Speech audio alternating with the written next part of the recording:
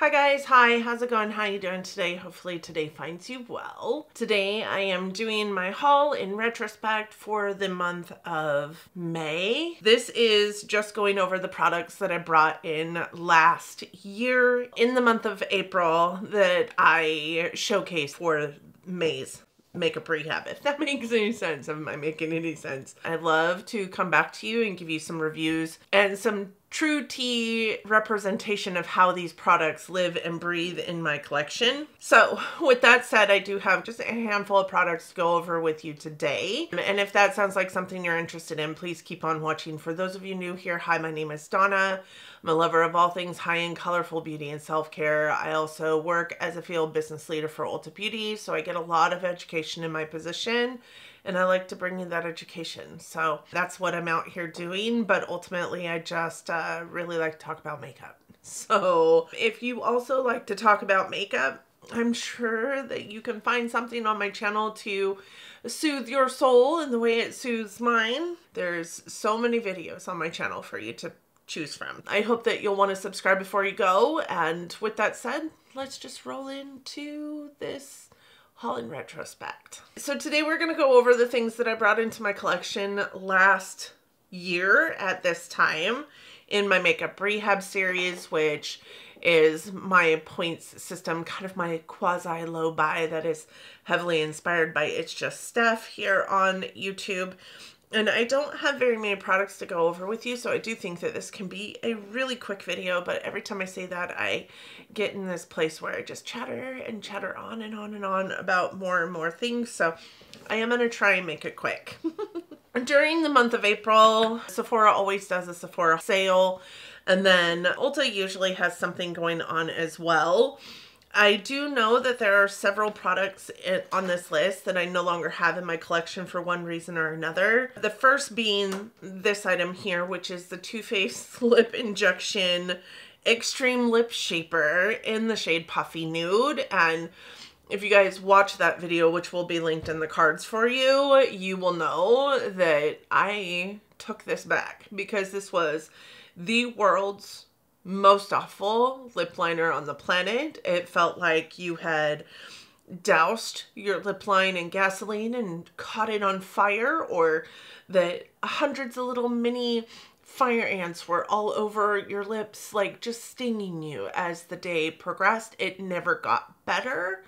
And so I said, so much for that. That is not happening. I will never do that again. And I promptly took it back to the store. I never do that, but this was the worst idea of a lip liner, in my humble opinion, in addition to the fact that it was made for your lip line and stung the lip line. I am a person who puts lip liner all over my lips so that at least there's that lip liner on my lips as a form of color as the gloss or the lipstick starts to wear away. So not only did I have, you know, my lip line doused in gasoline and caught on fire, but I felt like my lips were going to burn off my face, and I had done this to myself. So I no longer have that item.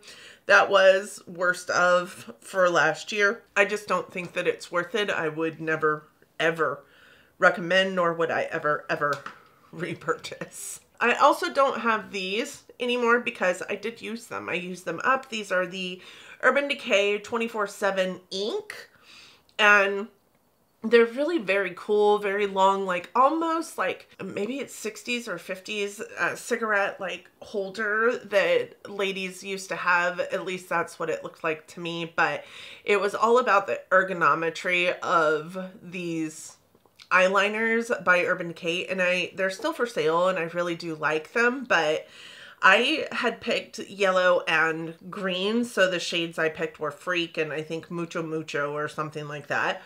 And they were just too similar to each other to look different in an eye look. It looked like I was wearing two different shapes of the same color of eyeliner on my eyes.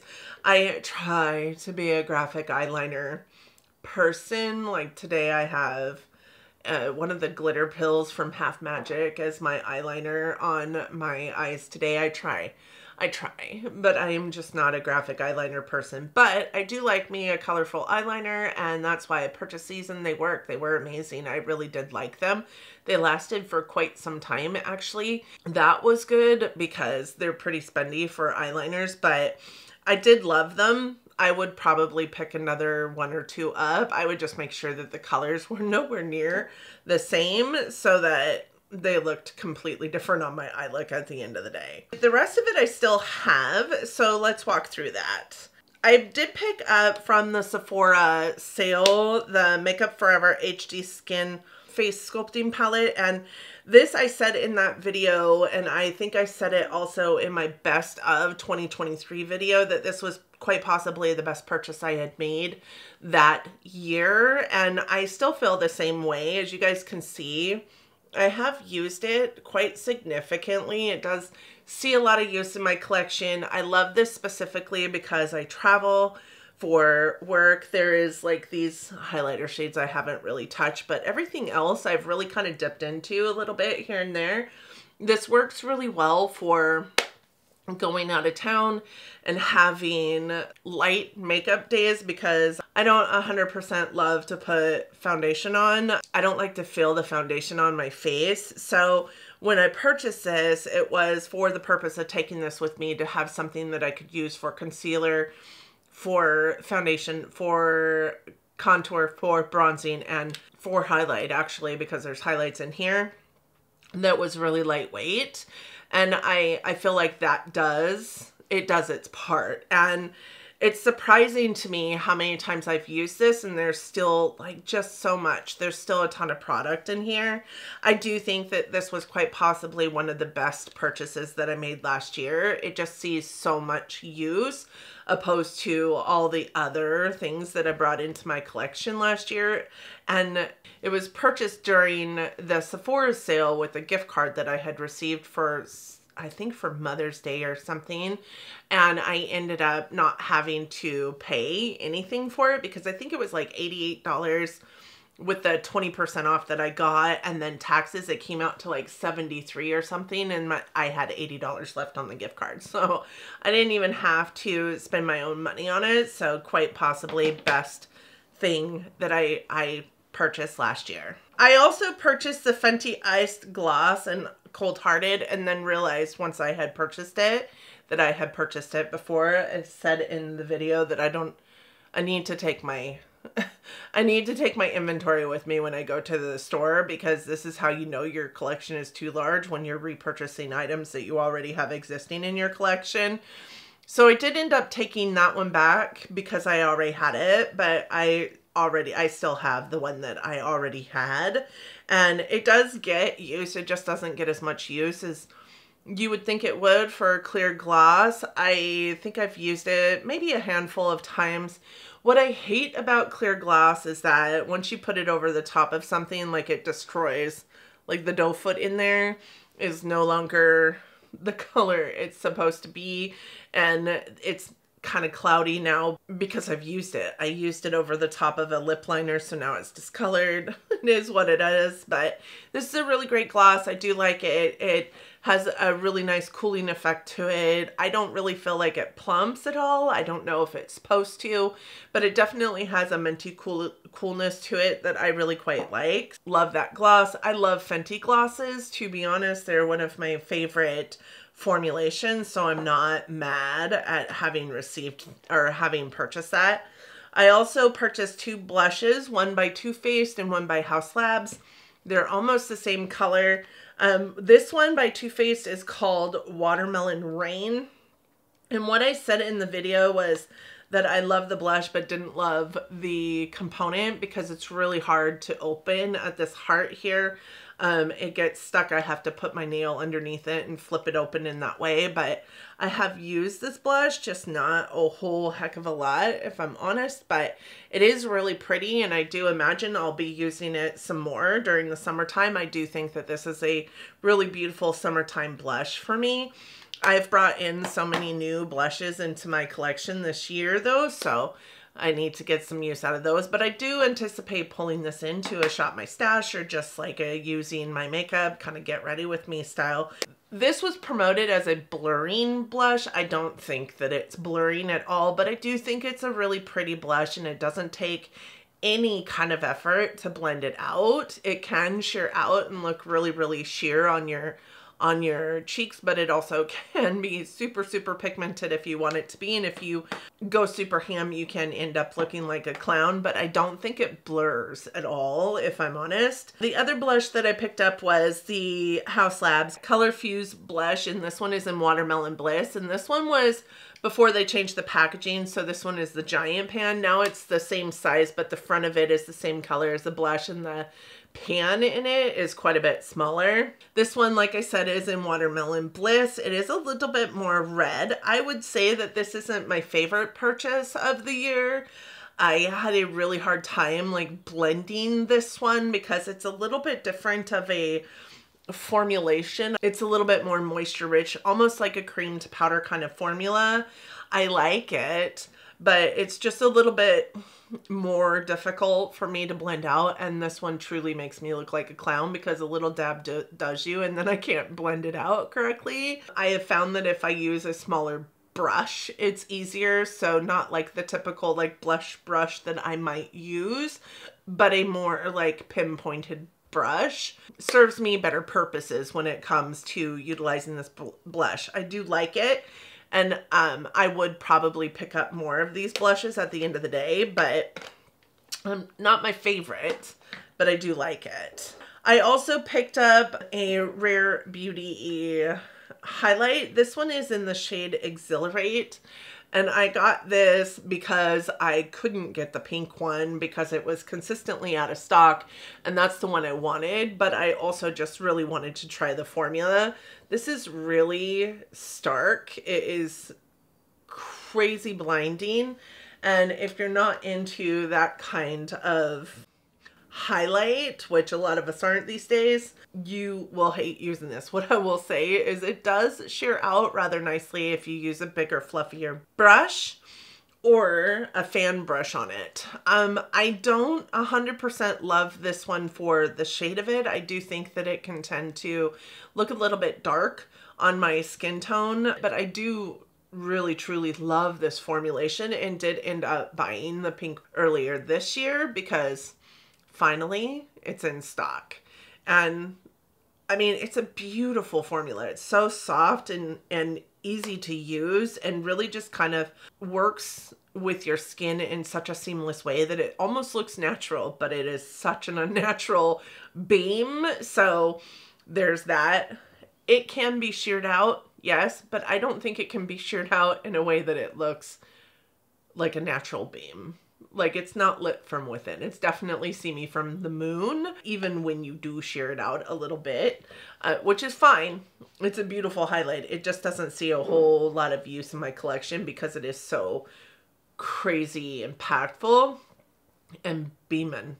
Like, I am too old, maybe, for the sides of my face to be spotlights.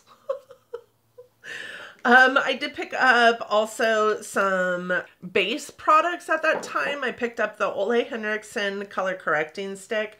I have mine in the shade Apricot, and I do like it. I will say that I haven't used it as much as I thought I was going to when I picked it up. Is it a regretful purchase? No, I do have occasion where I am using it. It does a really good job with like muting out any discoloration under my skin, but I will also say that I use such a small amount of it that it doesn't even look like I've used it at all. This doesn't look like I've used it at all, but I have. I promise that I have. You just don't use very much. It is very pigmented, and it is very nice to use for color correction because it does a good job of muting out the discoloration under my eyes and my eye bags. It reminds me I need to probably pull it out because my eye bags are pretty poppin' these days. I also picked up the Glossier Stretch Concealer. This was Lauren May Beauty talked me into it. Listen, she could probably talk me into just about anything. I do have mine in the shade G11, and I really quite like this concealer. The best thing about this concealer is it doesn't really sink into fine lines and wrinkles or exacerbate anything, and it really is just flexible and moves with your skin, breathes with your skin in a way that it doesn't like create any kind of exacerbation of texture when you are using this. I will say that it is also really moisture rich. So if you're used to like powdering your under eyes, which I don't often always do, but if you're used to powdering your under eyes, this works really well with a powder too and doesn't like cake up. It keeps actually the powder from looking powdery on your under eyes in my experience with it. So I really do like that because it is very flexible, and I feel like it does well all over the face as well for like discoloration or spots that you might have. It's a really great concealer. I would definitely repurchase it. I just don't wear concealer a whole hell of a lot, and I have so many in my collection. I also bought this on Lauren May Beauty's recommendation as well. This is the Valentino V Lighter, and I have mine in the shade Rosa, and I use this as a primer. And I've actually, I know that you guys can see that there's quite a bit of windowing there. I've actually used this quite a bit. I love this as a face primer. It's so pretty, and it goes really well underneath like a mattifying foundation to create kind of this like lit glow within that foundation, within that perfected skin. I love wearing it on its own. It just gives your skin a really healthy glow without being like a beaming highlighter. So I would repurchase that and definitely would recommend it as well. And then I picked up 2 palettes, both from Melt. I picked up their new one at the time, Electrip, and I picked up a really old one at the time, but was on a hell of a sale. And then I also had the 20% off for the Rouge discount during their spring sale.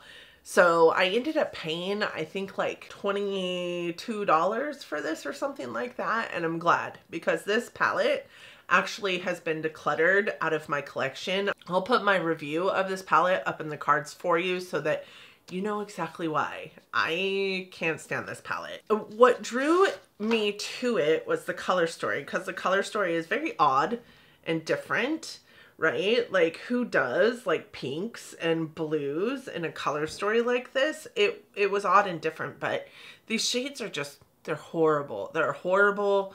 They're horrible to blend. The shimmers are also very dense and exacerbate texture and really don't stick around. Like, it's just a really bad palette. On the other hand, I also purchased during that same time the Electric palette, and I really feel like this is maybe a completely different formula, because this palette performed completely the opposite. I'll put my palette roulette of this palette as well. I would say that this color story is a little bit more meh than I typically go for, but love the component for it, and it truly does resemble the component.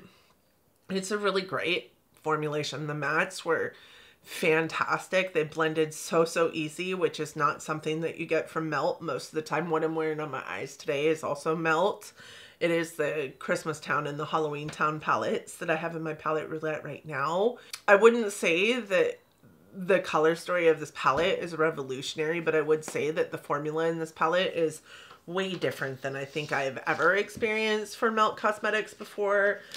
So this one is still in my collection and will probably stay in my collection because it's a really easy, just like everyday eyeshadow palette to use. And with that said, that's it. That's all I have for you. That's all that I have for my haul in retrospect. So you have heard all the thoughts and opinions that I have on the things, the items that I brought into my collection this time last year.